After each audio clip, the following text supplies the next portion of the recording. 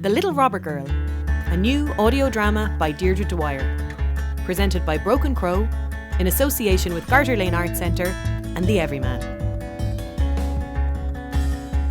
Episode 1. Meeting Mattie.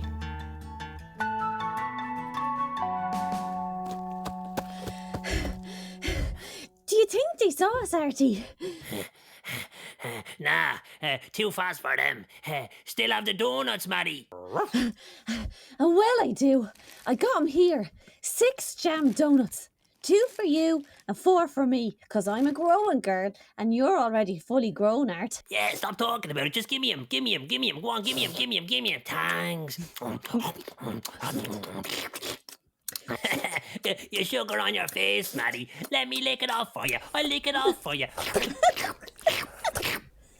It's lovely. That's the best bit you have. Stop, Arthur. That tickle. Stop. Hush up now. No more barking or they'll hear us. I'm afraid it's a bit late for that, young lady. You and your dog are coming with me now. Of course, officer. Hey, what do you think you're doing? We're getting away. Run, Arthur. Stop. Run. Stop right there. Stop. Someone stop that little girl. Mattie Roberts is a thief. She is a cunning, quicksilver, sleight-of-hand genius and a very fast runner. I'd have to be. Her best friend is a dog called Arthur. Or Art, or Artie, or Artichoke. He's been my best pal since I was 4 years of age. Mattie is 11 years of age, so for the past 7 years they have been thick as thieves. They live with Mags, Mattie's mum, and her fearsome gang of robbers. Fearsome? Well, just because they are good and kind to you, Mattie, doesn't mean they're not tough as nails and as hard as iron. Mags rescued these men from a dangerous situation when Mattie was a tiny baby, and they have been like family ever since. They do anything for Mags. And for me. And for Mattie. At the moment, this wily crew live together on a 30-foot-long river barge. The boat means it's easy to get away when there's trouble. Here, did you tell them about me special ability? Yes, I've already told them about your skills as a thief. Not that. The other thing? Yes, I told them that you're a fast runner. Not that. Did you tell them about how I'm able to understand animals? Oh, well, quite. But some people find that kind of thing hard to believe, so I was reluctant to bring it up. I don't care about what some people think, especially if it's actually true. Not one word of a lie. So tell them. Go on. I'm waiting. Well, Mattie Roberts can also hear the thoughts of animals. And well I can. As I was saying, before I was interrupted... As soon as I locks eyes with a creature, it's like a radio tuning in. I can hear their thoughts. People are more tricky, but I usually get the sense if they're telling the truth or not. I haven't had much luck in them understanding me, though. Except Art. He gets me. Quite. And I'm sure it is a very useful skill for someone in your line of work. Now, if I may continue... Suit yourself. I just thought it was something they might want to know. Indeed. Mattie's mother, Mags, is a notorious thief, and her gang have earned quite the formidable reputation in thieving circles. Outside of these small and dangerous circles, they try to stay as unknown as possible. As soon as Mattie could stand and slip a banana into her pocket, she aided and abetted her mother as best she could. But they still won't let me go with them on the big jobs. They say I'm too little and maybe a bit too reckless. And I really don't like doing what I'm told. Being bad was good behaviour for Mattie Roberts, and the idea of right and wrong is not at all straightforward to a girl who grew up as she did. Now, shall we get on with it? Go on so, I suppose you might as well. One day, after a day exploring the market, Mattie Roberts returned home to the barge to find Sam, the biggest and beardiest member of the gang, rearranging all the plant pots onto the roof of the barge. Hiya, Sam. I'm back. Good stuff, Pet. What are you up to, Sam? Just sorting out the plants. Getting ready for a quick departure in case we need to get out of here at top speed.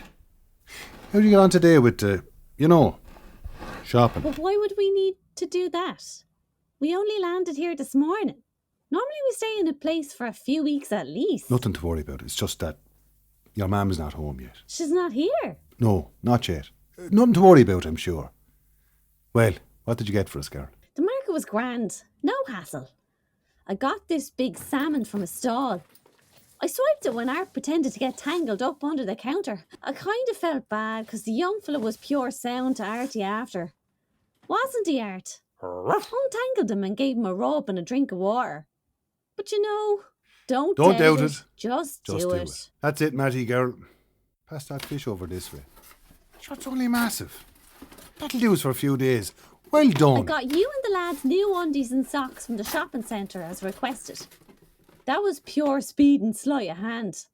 The security guard was too busy on his phone to pay a blind bit of notice to a wee one like me. Dope. Great. The socks I'm wearing have holes in the toes and the heels at this stage. Did you get any good colours, Mattie? Just black ones. They were at the end of the rail, so easiest to pocket. Ah, pity. Tom does love a coloured sock. But good job, Mattie.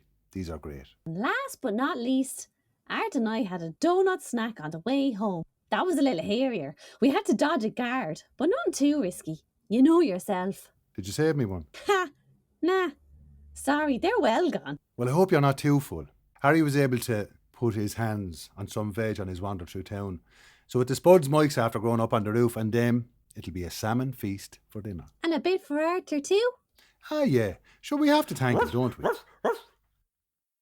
Mattie and Arthur then made their way into the barge. They passed Mike, with a nod, sitting at the bench in the galley kitchen reading the newspaper with a pen in his hand. Hiya, Mike. Any sign of Mam yet? Not yet, pet. When do we start to get worried? Not till it gets dark. Then you know the plan. We can't just go and leave her here. You know the plan, Mattie. And there's no ifs and buts about that.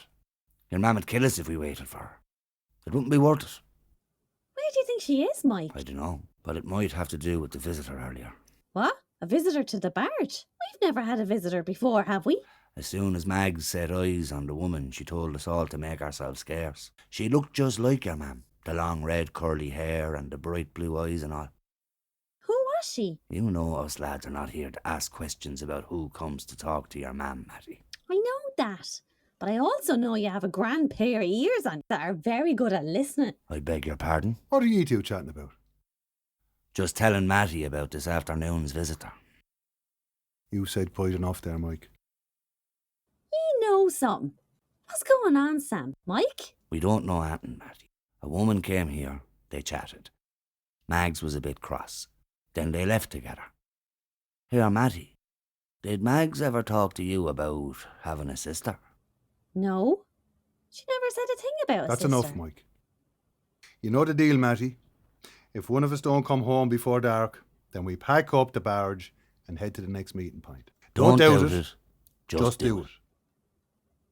I know all that, but we never ever left Mammy behind before. We've another while before sundown. Let's wait and see.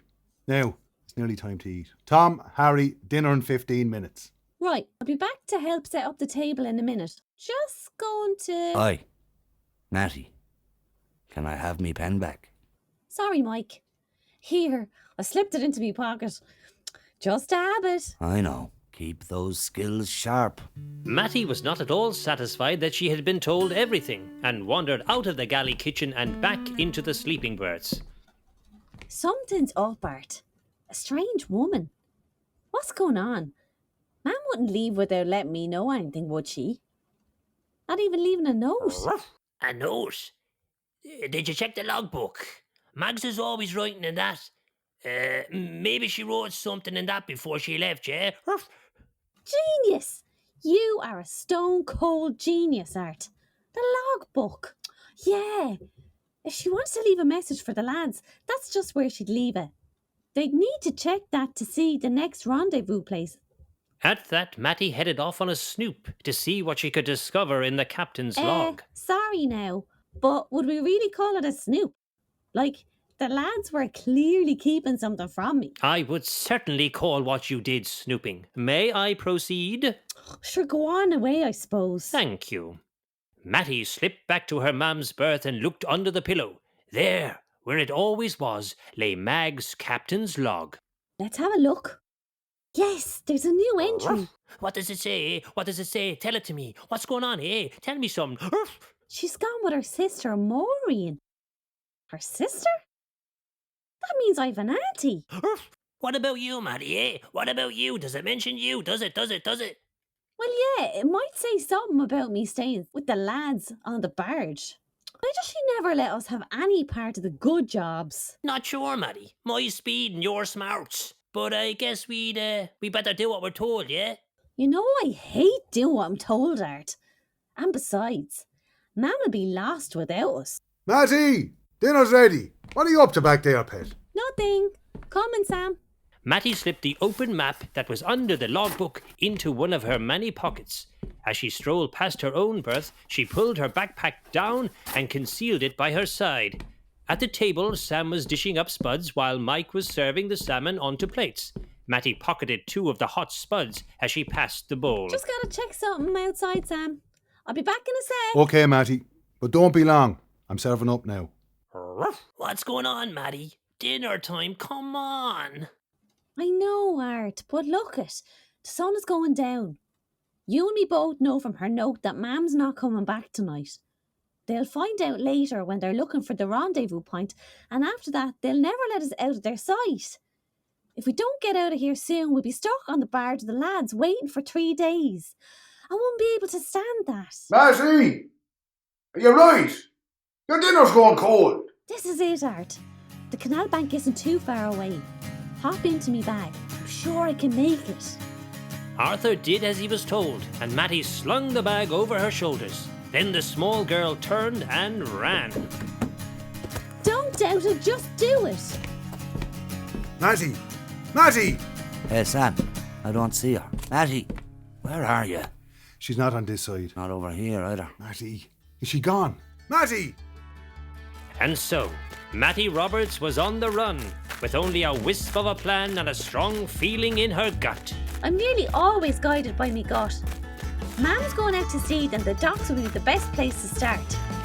That's it, Art. Get a wriggle on. We're off. You have been listening to the voices of Jacqui Kelleher, Nicholas Kavanagh, Deirdre Dwyer, Michael Power and Joe Marr. The illustrator for episode 1 was Danny Foley. For more information about the cast and crew, go to deirdredwyer.com or brokencrow.ie. This project was only possible thanks to the support of the Arts Council, Waterford City and County Council Arts Office, Imagine Arts Festival, and you, the listener.